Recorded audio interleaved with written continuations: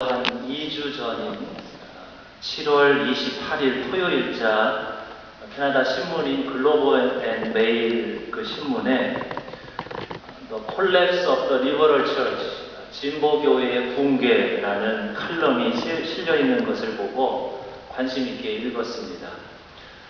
지금 오타와에서는 우리 교회가 속한 캐나다 연합교회 3년마다 열리는 전국 총회가 지금 열리고 있는데 아마 그 총회를 염두에 두고 아마 이 칼럼을 썼겠구나 하는 생각이 들었습니다. 캐나다를 대표하는 그 글로벌 앤 메일 신문은 캐나다 연합교회에 대해서 굉장히 호의적입니다. 그런데 이번에는 굉장히 비판적인 그런 글을 쓴 것을 보고 조금 놀랐습니다.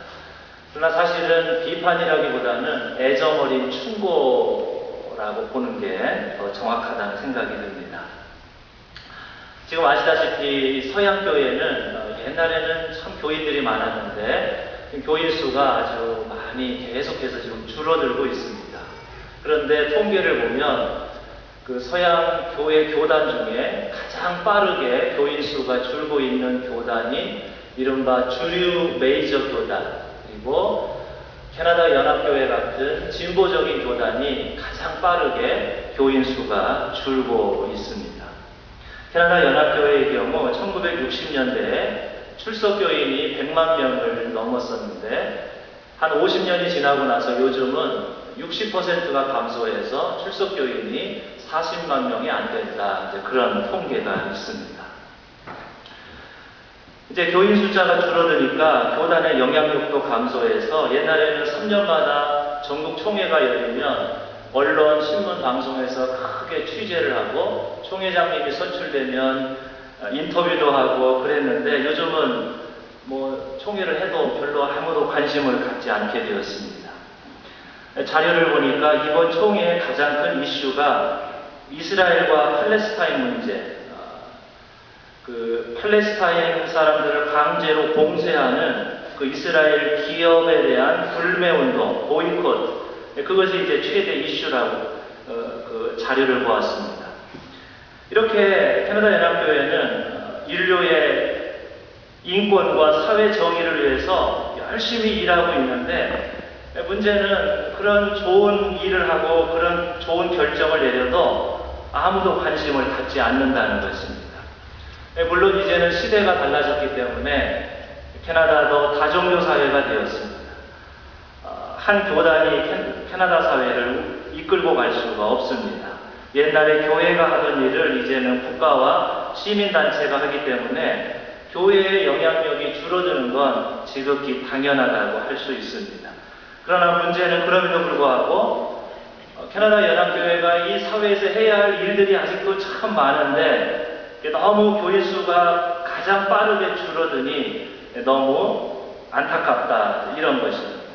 교단이 아시다시피 캐나다 연합교회는 인권과 사회 정의를 위해서 누구보다 앞장서서 일해왔고 사실상 캐나다의 정신적인 지도자로서 오늘날의 캐나다를 만들었습니다. 복합문화, 이민정책, 사회복지, 의료, 그 모든 정책의 근간을 캐나다 연합교회가 마련했다고 해도 과언이 아닙니다. 그동안 캐나다의 정신적 지도자로서의 역할을 다해왔습니다. 그런데 이제 그것도 옛날 이야기가 되었다, 그런 기사입니다.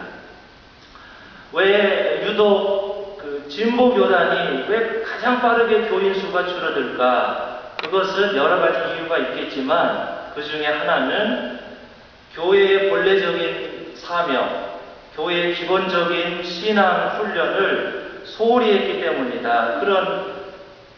그렇게 진단을 내리는 것을 보았습니다.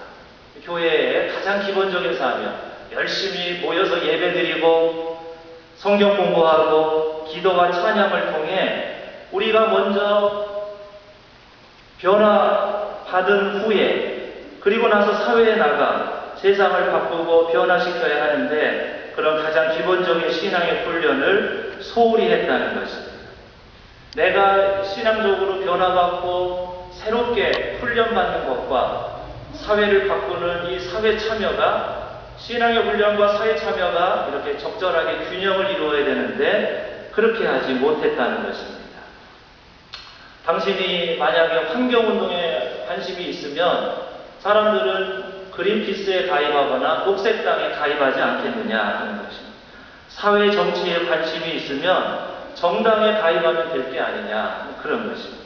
그러나 사람들이 교회에 나오는 이유는 더 근본적인 영적인 문제, 예배를 통하여 하나님을 만나고 신비를 체험하고 내 아픔과 죄악이 용서받고 내 상처가 치료되고 하나님을 만나고 예배와 말씀과 찬양과 기도를 통해 우리가 영적으로 새로워지고 은혜받고 변화받기 위해서 교회에 나오는데 이 가장 중요한 기본적인 것을 소홀히 하니까 당연히 교회가 점점 신앙훈련을 소홀히 하니까 쇠퇴할 수밖에 없다는 것입니다.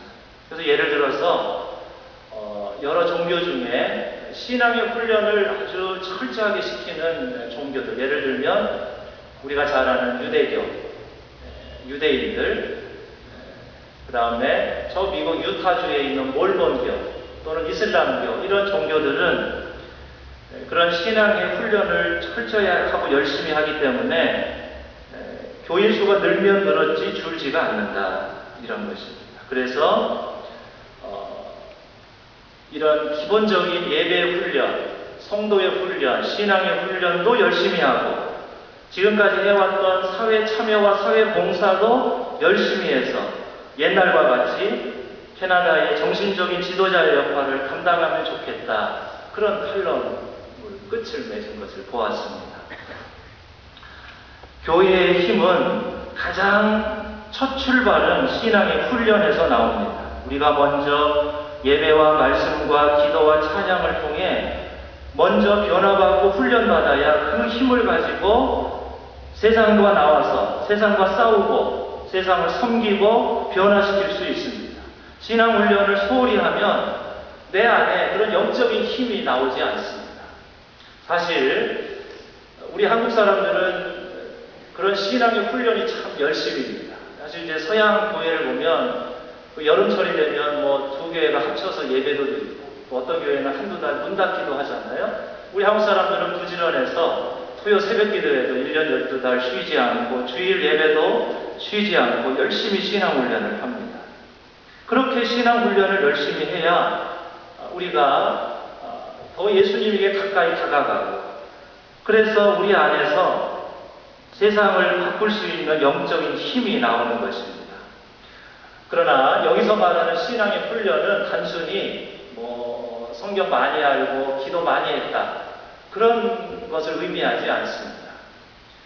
예수님 당시에 바리새인들 겉으로 늘 경건하고 늘 성경 구절을 외우고 다니는 바리새인들이었지만 예수님으로부터 위선자들이다. 겉은 거룩한 척하지만 속으로는 부정과 부패가 가득하고 가난한 사람을 돌보지 아니하고 자비롭지 않고 위선자들이라고 해서 예수님으로부터 책망을 받았습니다.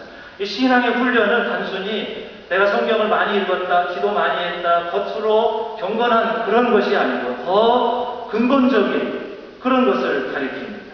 예수님처럼 살기 위해서 몸부림치는 사람, 어떠한 고난과 시련에도 굴복하지 않는 믿음의 사람, 세상의 불의에 무릎 꿇지 않고 선으로 악을 이기는 사람, 고난받는 사람과 함께하는 사람, 하나님께서 자비로운 것처럼 이웃에게 자비를 베푸는 사람, 하늘 향해 기도하고 이 땅에서 바르게 사는 사람, 신앙생활을 통해서 가면 갈수록 인격이 성장하고 믿음이 성장하는 사람, 이웃에게 봉사하는 사람,